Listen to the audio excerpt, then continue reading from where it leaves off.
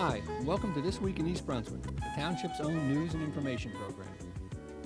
This week we'll look in at the dedication of the new park behind the East Brunswick Museum on Maple Street in the Old Bridge Historic District.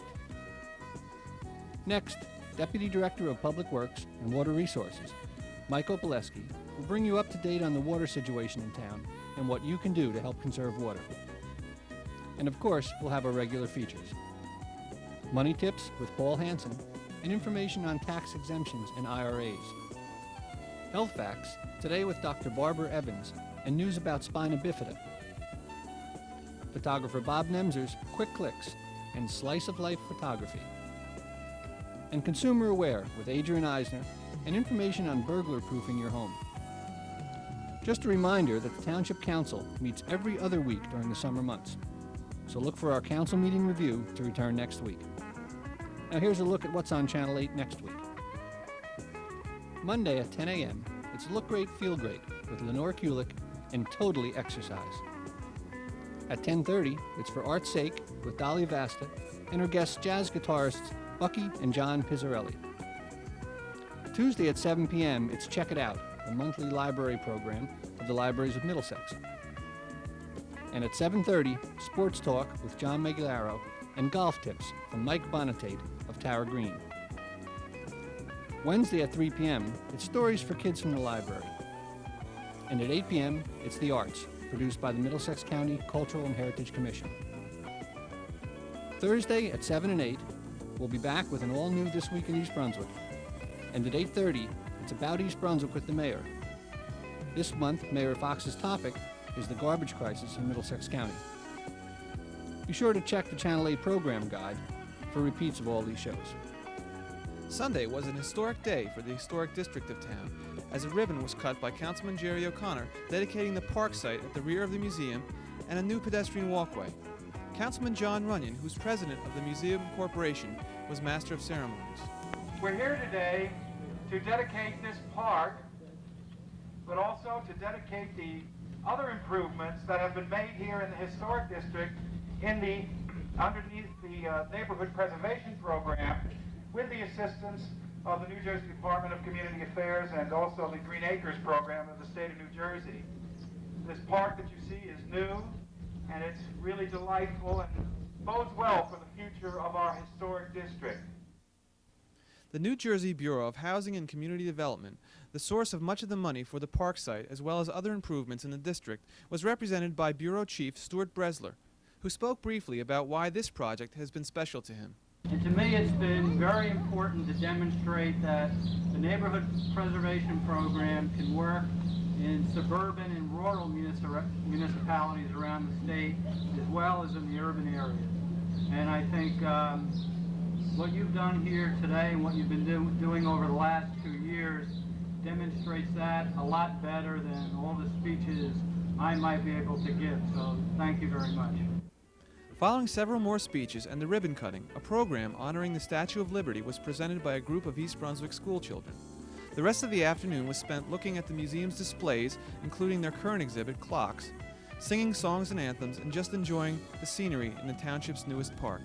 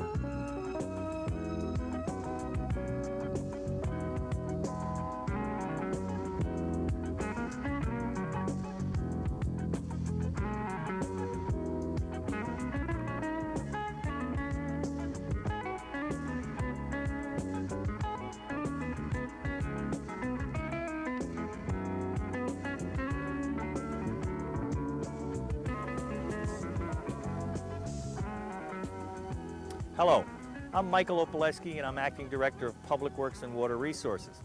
The reason I'm on the TV this evening and during the day is to inform you of the odd-even watering ban. The tank that you see in back of me is a 1.5 million gallon storage tank located behind the Brunswick Square shopping mall. I am trying to show you in some way the proportion of the water system that would be needed in the event we did not observe the odd-even watering. As I said, the tank behind me is 1.5 million gallons.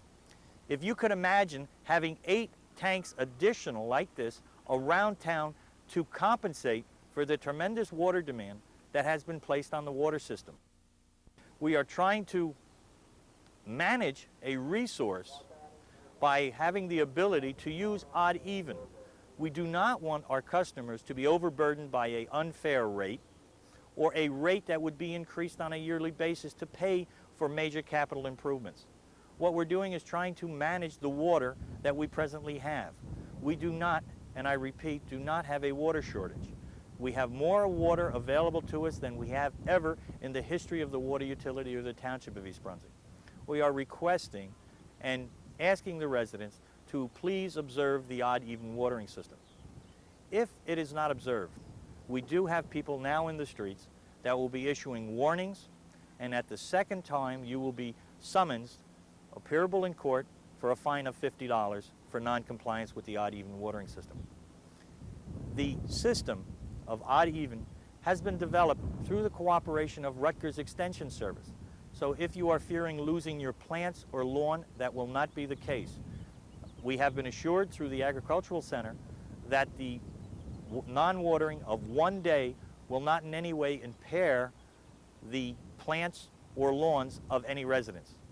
If you have any further questions to be answered concerning the odd-even system, please call the water utility at either 390-6793 or my office at 396-886.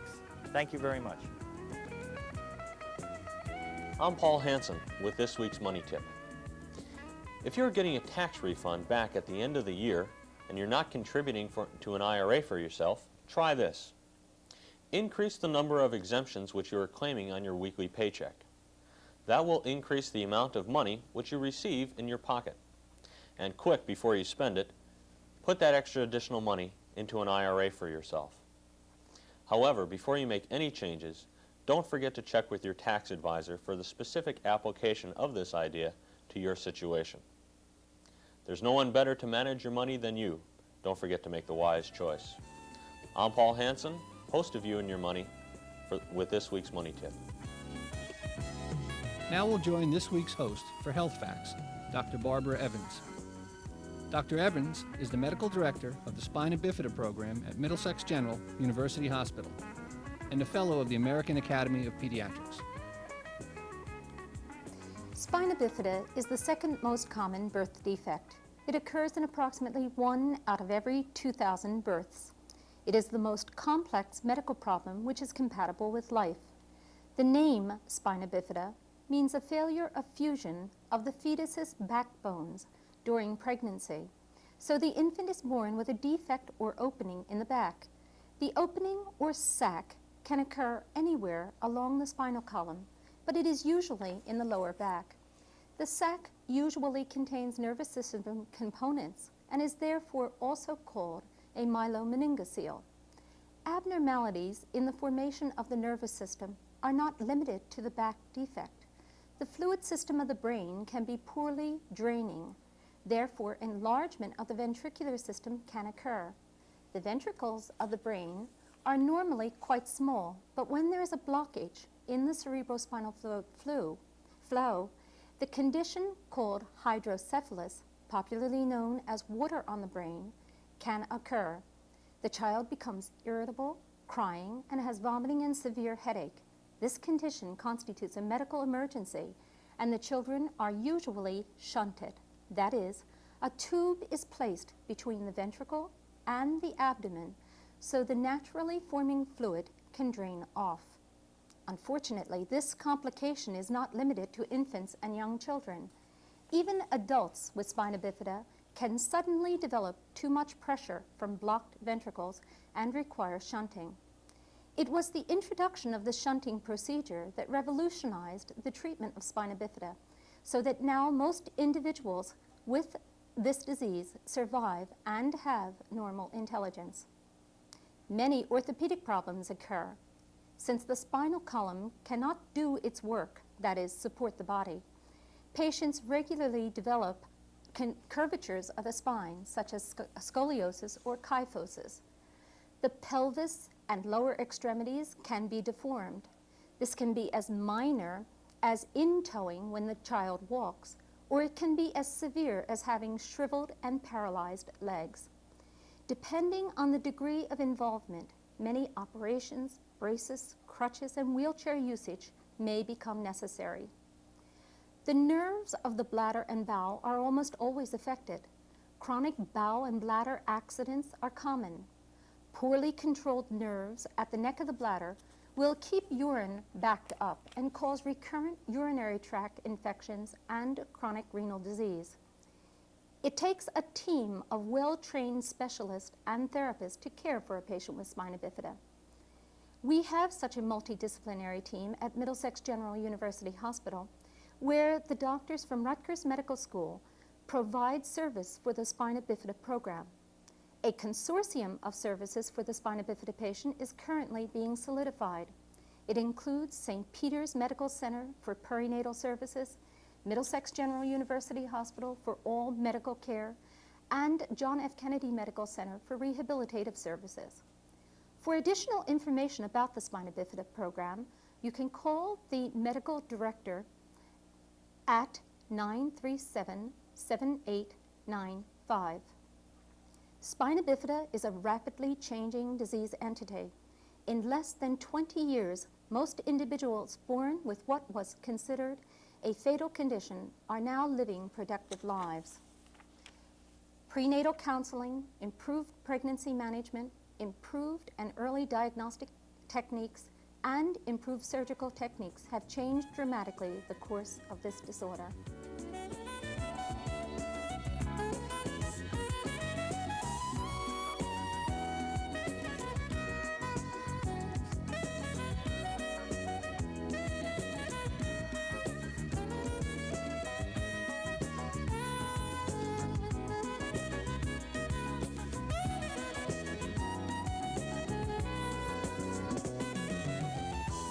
Hi, I'm Dolly Vasta for This Week in East Brunswick. I'm at Playhouse 22 with Elliot Taubenslag, director of Anything Goes, which opens up May 8th and runs through June 15th.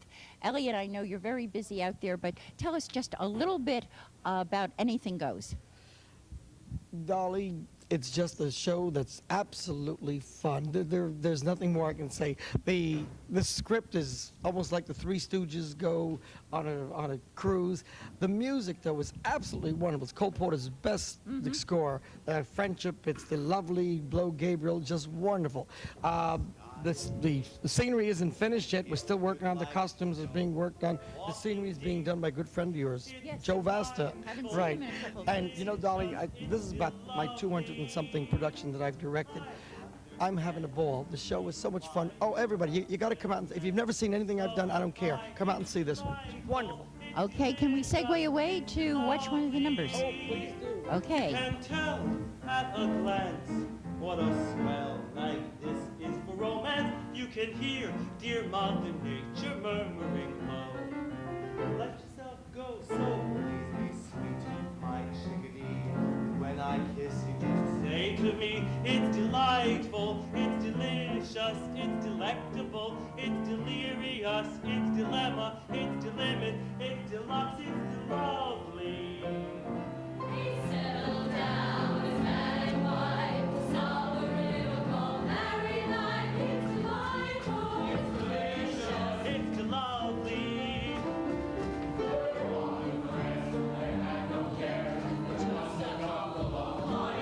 it's delightful, it's delicious, it's lovely. Two minds of bliss, what a swell night this is for romance.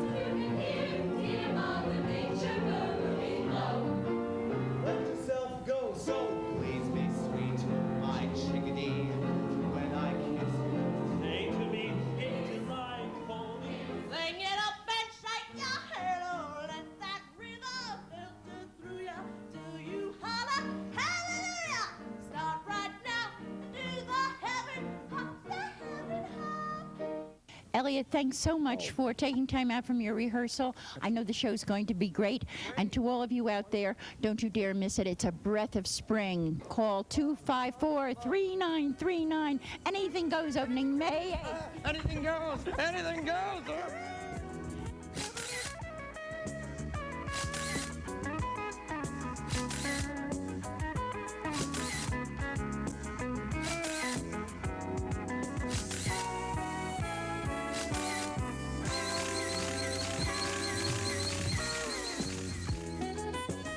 Hi, I'm Bob Nemser. Welcome to Quick Clicks.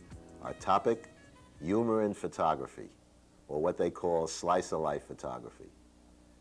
The whole idea to photography is to have fun. And if you have fun, you have to be able to laugh at yourself a little bit before you're able to laugh at the world. Let's take a look at some slice-of-life humorous photography and see how we laugh at the world and the world laughs at us. This young lady is having a good time. And so is this policeman, policeman clown. The idea is as we walk along and as we have our camera hanging around our neck, we should look for situations such as this leaning lamppost and take advantage of it. For funny things are all around us. These two kids licking a lollipop. Actually, they hated it, but their father asked them to pose, and pose they did. Here we have a subject, a fish, that was happy enough to smile at my camera, as was this goat. I said we laugh at the world with photography, but sometimes our subjects laugh back at us. As you walk along, you should always look for the out of the ordinary and keep your eyes open for what you pass by today. If you train yourself, tomorrow you stop and see it as a picture. As we look at these pictures as we go along, we see that the world is really very happy around us, as these three kids attest to. Here we have a happy couple, boy and girl, actually brother and sister. And moving on, we have another happy couple. Animals are always funny. To me, they are anyway. When I used to go around the country, under the guise of taking my kids to the zoo, it was really for myself. I love zoos, and there's always pictures there, whether they be serious or happy, that you could find. Kids are great. They're so spontaneous and unpretentious. It's always a pleasure to watch them. And you don't intrude on them when you take pictures because they totally ignore you and are involved into the things they want to do. Here we have a chicken that always reminded me of an early Phyllis Diller. And here we see a snowman waving at us. As you shoot on the beach or in the snow, the metering also a lot of time fools your camera into thinking that the exposure is darker than it really is. So what you get is overexposure from the snow. What you should do is take your meter reading and stop down an extra stop. That'll give you more detail in the snow and also on the beach. This next shot of a tuba player was rather amusing. This was in Disney World. And as I said, kids have the most fun. Here you see a kid enjoying himself as he watches a lady take a drink from the fountain, and the fountain being a little too powerful, splashing her all over the face. In this next shot, the subject, I guess, had their own statement to make about the photographer. I guess they weren't too happy to get their picture taken. Thank you for joining me on Humor in Photography. Remember, as you keep clicking, still keep smiling. Hello, and welcome to Consumer Aware. I'm Adrienne Eisner, Director of the East Brunswick Consumer Affairs Office. At this time of the year, when many people are planning vacations, you should give some serious thought as to how you can burglar-proof your house. Knowing about a burglar's three worst enemies, light, time, and noise, can help you protect your home from crime. A burglar won't find your home an easy mark if he's forced to work in the light, if he has to take a lot of time breaking in, and if he can't work quietly. Take the time to case your own house or apartment just as a burglar would. Here are a few questions to get you started. Where is the easiest entry? How can you make it more burglar resistant? Trim trees and shrubs near your doors and windows, and think carefully before installing a high wooden fence around your backyard.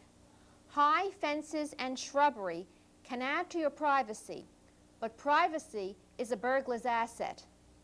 Exterior lights mounted out of easy reach can reduce the darkness a burglar finds comforting. Time is a burglar's enemy too.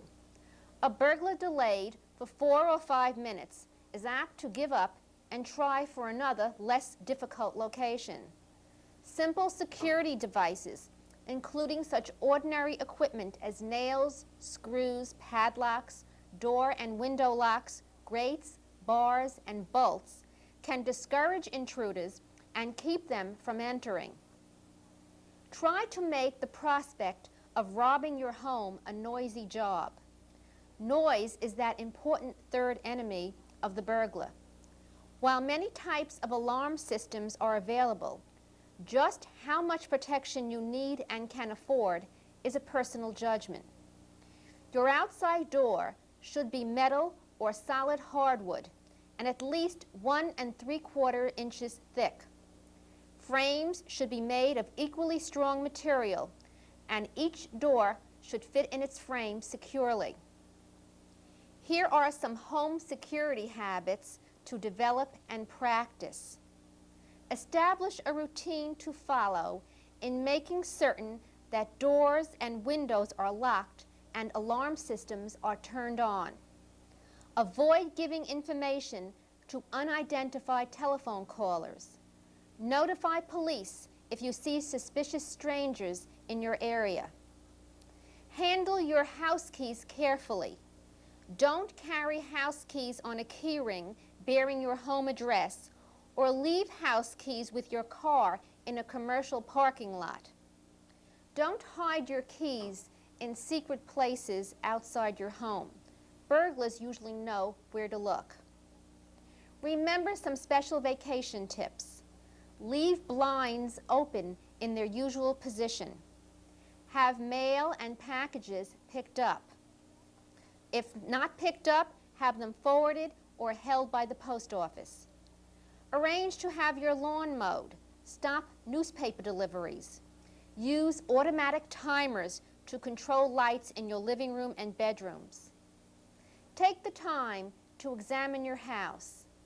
Follow these tips and enjoy your vacation. Thank you for joining me on Consumer Aware. If you have any further questions, please call us at the East Brunswick Consumer Affairs Office. Our telephone number is 390-6954. We're in the Municipal Building Monday through Friday from 9 until 5 p.m. See you again next week.